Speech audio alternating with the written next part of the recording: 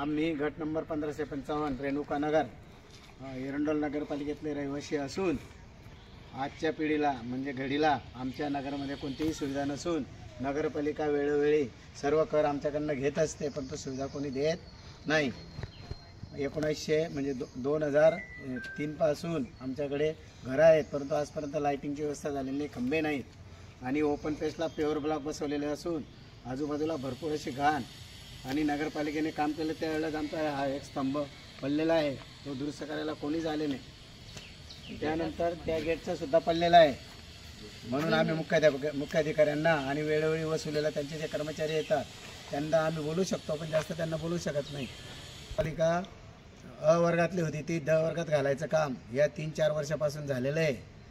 त्याला paver block आहेत, परंतु लाईटिंगची सुविधा नसल्यामुळे संध्याकाळच्या वेळेला ज्येष्ठ नागरिक, स्त्रिया, पुरुष हे फिरत असतात, त्यावेळेला साप, विचू असे निघत असतात.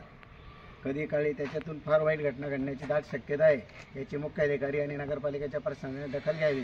तसेच लाईटिंग नाही, गटारी नाहीत आमच्याकडे अजूनसुद्धा. संघ खूप लढते, आम्ही त्यांचे खूप खूप आभारी आहे. प्रशासक मुख्याधिकारी साहेबांना आमची विनंती आहे की गणेश उत्सवामध्ये आमच्या ओपन पेस अगदी भारी गेलेला आहे, झाडं मोठमोठी झालेली आहे, परंतु साफसफाई होत नाही, ती करून द्यावी आणि लाईटिंगची व्यवस्था करावी ही विनंती.